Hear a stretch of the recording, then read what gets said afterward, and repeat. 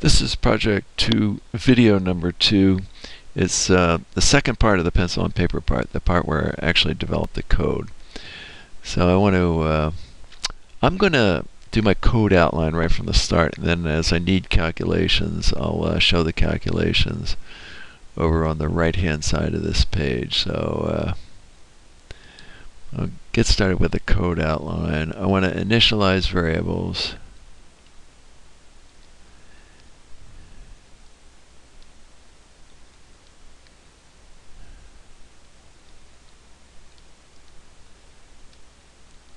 So I'm going to go like y0 equals 0.15. I'm also going to call that r0. So they're both the same. I think I'm going to use y0 for the baseball problem and r0 for the charge problem.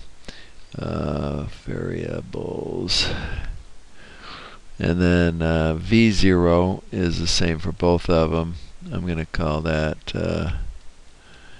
v0 is 25 meters per second. Q and M were given, that one I remember, 0.25 times 10 to the minus 3 kilograms.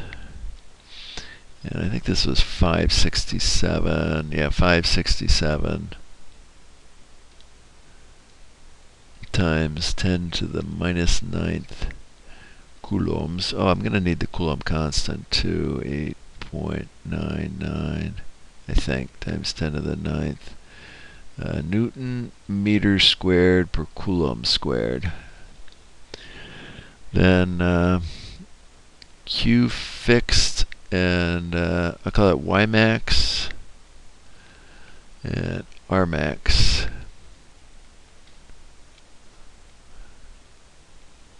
Again, I'll use Rmax, I think, for my plan is for the charge problem, Ymax for the gravitational problem. And I got to look these up from a previous solution. Recent, I think it's that one. So 32.038.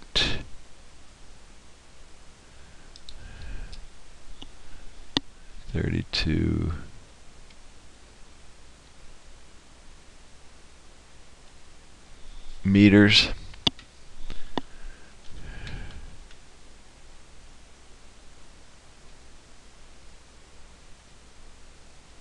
And I don't really need any units up here, so I'll consider those optional. Because the computer doesn't understand them, so it's not important to put the units in there. So Q fixed, what do we find that to be? It was minus 2.3098.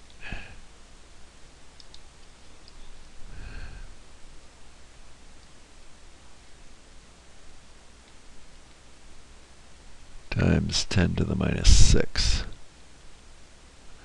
coulombs.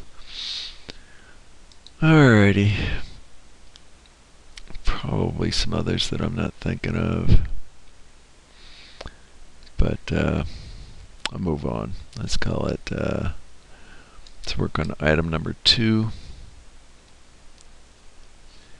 And here's my game plan. I want to attack the charge particle first. That seems like that's the hard one. And my plan is I'll create an array of position values from 0.15 meters up to 32.08 meters, and then back down to 0.15 meters. We'll have like maybe 200 values, for instance, divided up into a bunch of, I have a whole bunch of them, and I'll let that be determined. But then at each position, so I know these are the positions that it takes on, and So I'm kind of doing things backward from the way one might normally think of it. It would seem like make an array of time values and then calculate the position corresponding to each time. I'm going to go the other way. I make an array of position values because I know, it goes from 0.15 meters all the way up to 32.038 meters away from the fixed charge and then back to where it was, and if you wait long enough it'll go crashing into the fixed charge, but we're only plotting from its starting point up to the top and then back to its starting point. So I'm going to create an array of position values because I know the positions in some sense, and then calculate the corresponding times.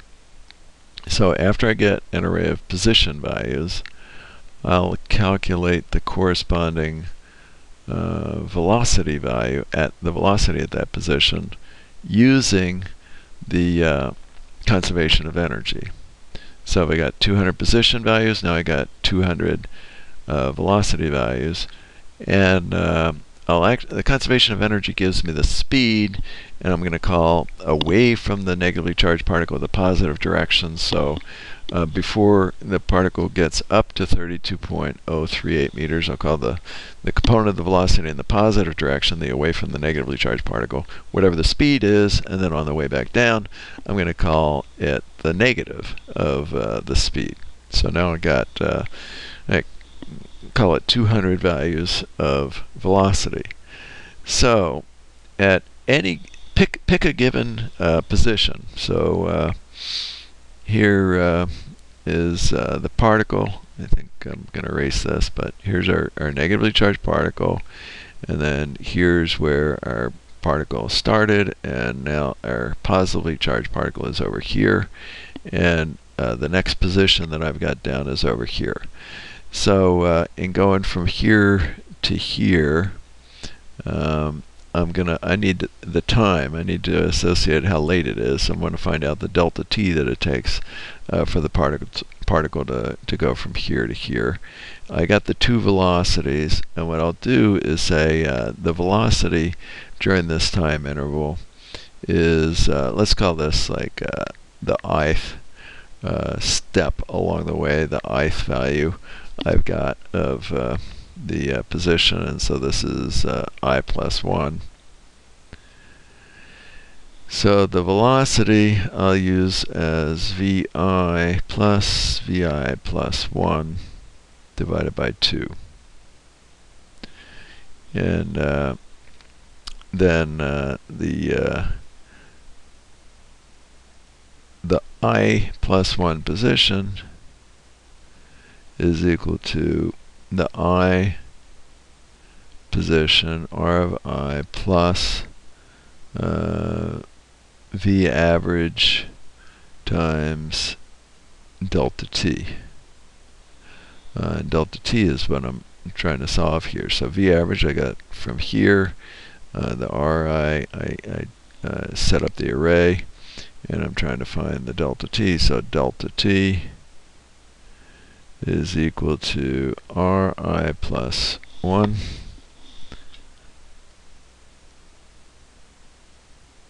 minus Ri divided by V. And then Ti plus 1 is Ti plus delta t. Alright, and then I just repeat that for all of them. That's my game plan. So let's see if I can go ahead and execute that. I'm going to erase this stuff that was scratchpad work, and looks like won't all erase for me, so I'll scratch some of it out. So step 2, I'll guess create array of R values from 0.15 meters to R max, which is 32 meters, 32.038, and back. 2.15 meters. Alright, then I gotta calculate the velocities. And let's see what formula I'm going to use. I think I'll have my fixed charge particle here. This will be my initial condition. So I'll call that V0. And this is my charge particle. It's got a charge Q. I don't think I need to actually put that up there. And then this is my before picture. And I'll need an after picture. After I got the negatively charged particle fixed in space, and I've got positively charged particle V. It's going to be going slower, so I should draw that arrow a little bit shorter probably. V, and we'll say it's at a distance R, whereas this one was at a distance R0. So this is like any position other than the 0 position, and I'll say E0 equals E, so K0 plus U0 equals K plus U. That's 1/2 mv0 squared plus Q times phi 0 equals 1/2 mv squared plus Q phi 1. I think I'll go ahead and substitute for what phi is. It's 1/2 mv0 squared plus Q times K QF over R0.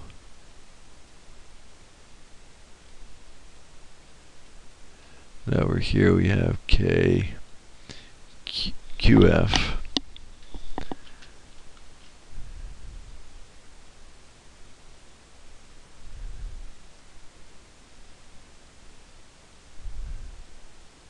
lowercase k there over R, however far out we are. So the V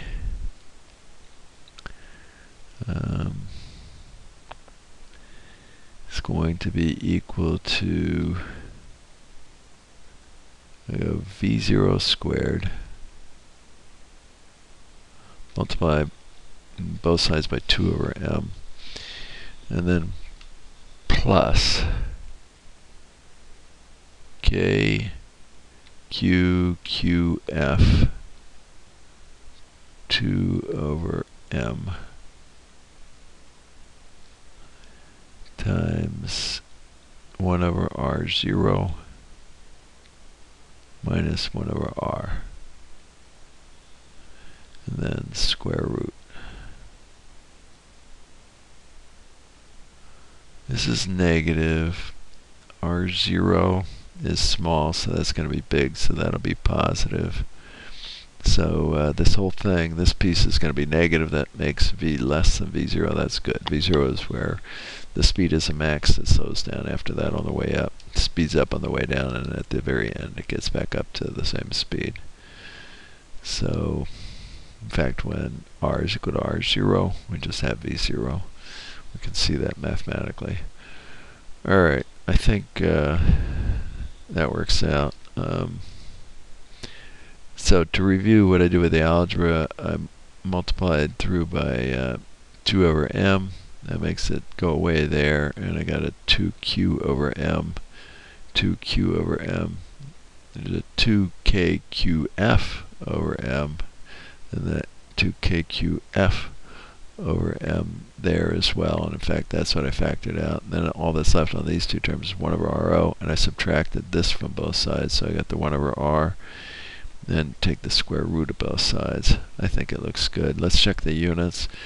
This is Newton meter squared per Coulomb squared, so the coulombs go away right there. Newton meter squared per Coulomb squared, so now it's Newton meter per Coulomb squared. I think, oh wait a second, Newton meter per Coulomb squared. Newton meter squared per Coulomb squared. The coulombs go away, so now I got Newton meter squared up top, divided by that, that's Newton times meters. Newtons, just plain old newtons. So I got kilogram meter squared per second squared, and then yeah, that doesn't quite work out. Oh, there it is, the kilograms down there. Kilogram meter squared per second squared. I multiply by the 1 over meters, and I got kilograms per second squared. Still don't like it.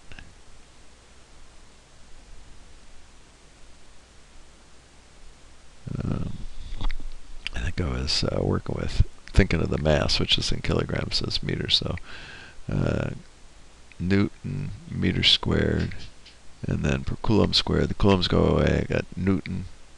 Let's go ahead and write that down. Newton meter squared per Coulomb squared. Coulomb, and then all divided by kilogram, and then 1 over meter. So the coulombs definitely cancel out. The Newton, I'll replace that with a kilogram meter squared per second squared. Kilogram meters per second squared. Kilogram meters per second squared. The kilograms then cancel out. One of these meters cancels out, but I saw the meter squared per second squared, and that's inside the square root. Add that to meter squared per second squared and take. Alright, so that's all scratch pad work right there. And yeah, the units do work out, so let's say we're golden.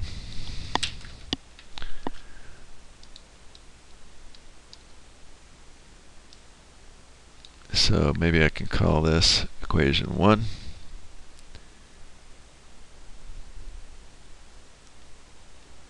Equation 1, that's a Q. Alright, and let's see where we are here. Create array of R values.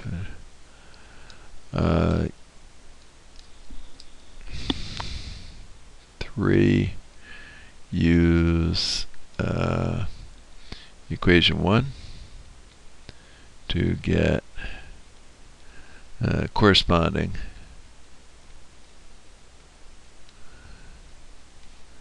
array of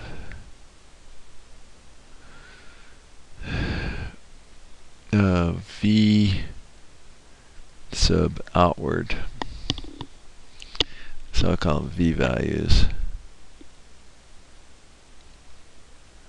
with minus sign for values for return trip. So while it's on the way back toward the negatively charged fixed particle, the outward velocity, the wave velocity, is the negative of the speed. Alright, then I think I'll say for I equals 1 to number of values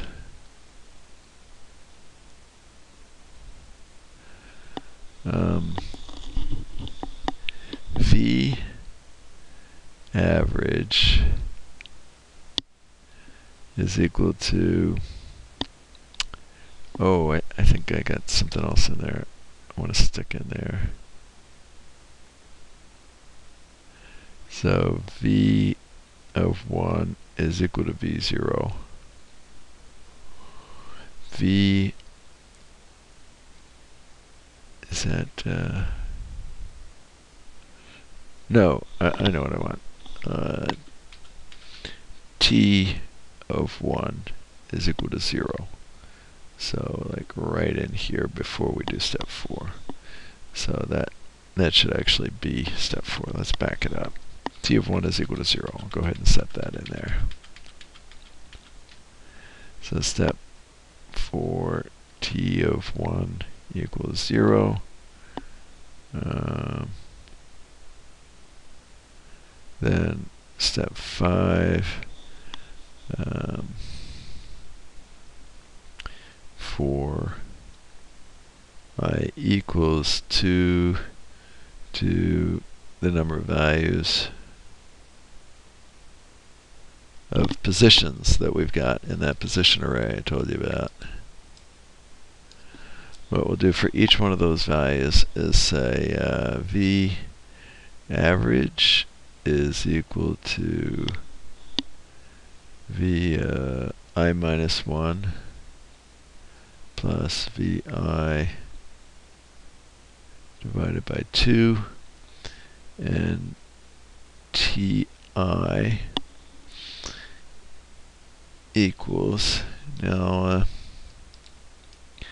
do we already, no,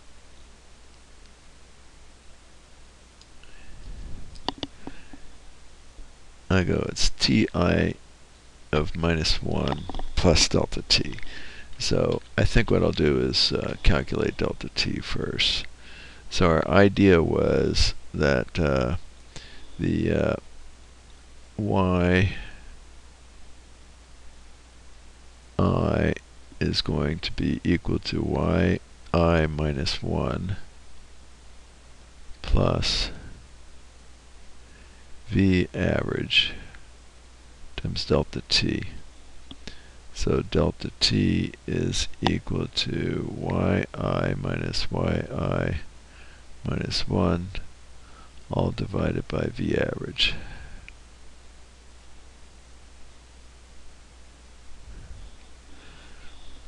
Alright, I'll call it dt,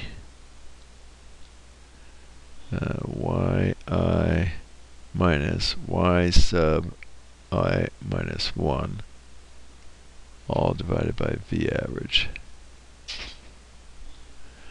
And so ti is equal to ti minus 1 the old time plus dt.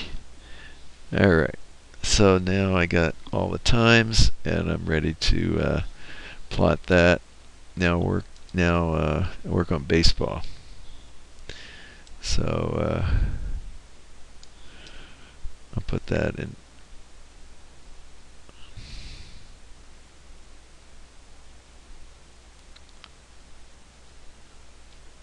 To me, that was the hard part. I'm surprised we're done. I got it done quite so quickly.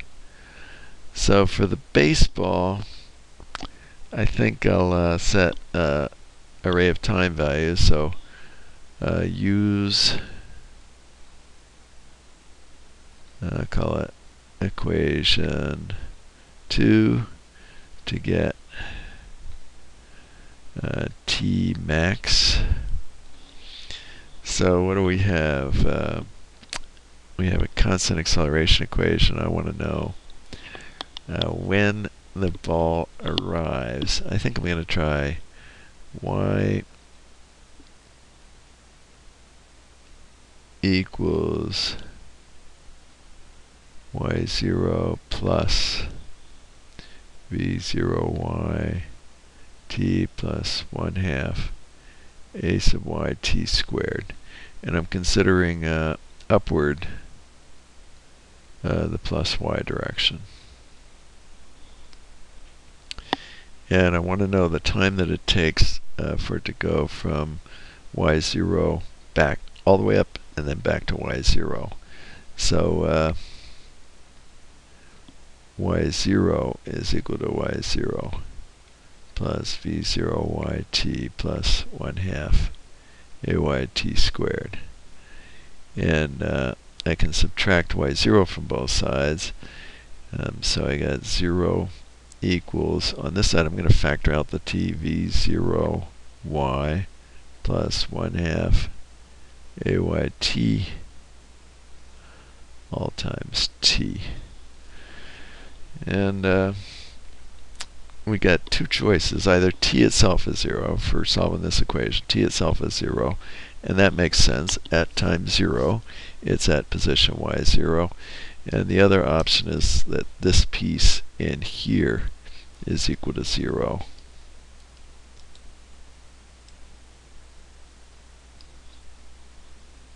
So v0y plus 1/2 ayt equals 0, and t is then minus v0y times 2 over a sub y. Yeah, I'm calling upward the positive direction, so a sub y is equal to minus 9.8 meters per second squared, so that makes sense that this would be positive.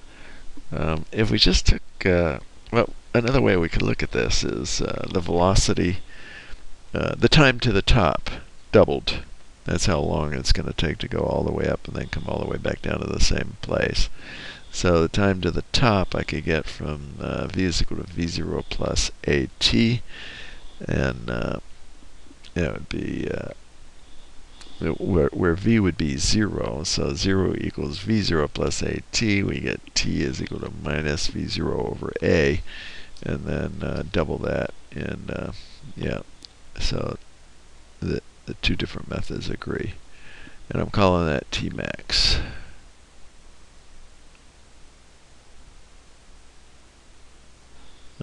Should I call it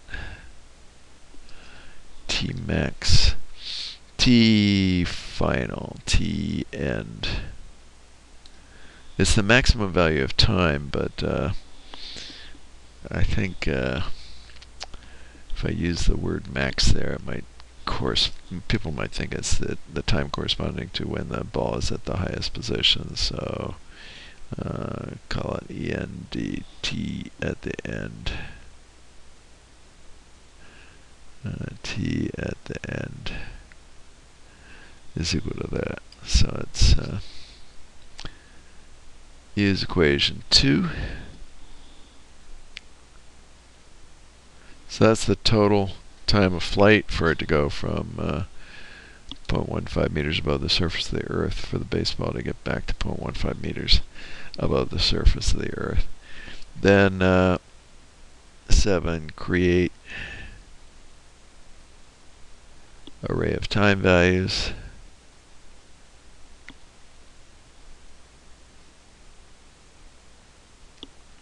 From 0 to t end. And then the next thing I want to do is calculate the position at each time. So we got y equals y0 plus v0 yt plus 1/2 ayt squared. Remember, ay is minus 9.8 meters per second squared. v0 is what I just called v0. So y is equal to y0 plus v0 times t plus 1/2 a sub y, where a sub y is equal to minus 9.8 meters per second squared. And so create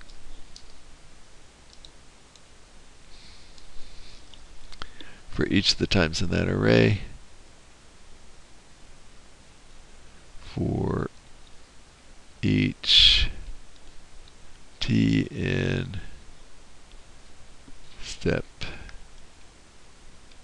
7 array, calculate y. Alright, now I've got both of them, and I can say plot, step 9, plot r versus t and y versus t.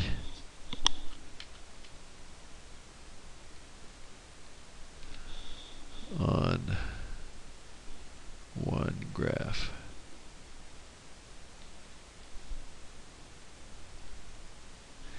And I think that should do it. So let's call that the end of the pencil and paper part. Maybe not communicated perfectly clearly, but I think it's an okay method. So what do I call it? 2. I should call this equation 2. Equation 3.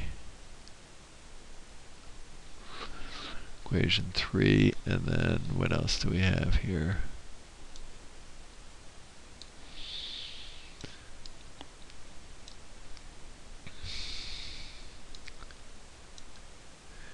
I'll say this using equation 3. 0 to tn is equation 2. Yeah, I think we're good. It's pretty much time to implement this. But we've got some code. If I need to come back and fix it as I go along, I will. But it looks like we got a code outline. I don't have the code yet, but I think I'm ready to go to MATLAB and start coding this up.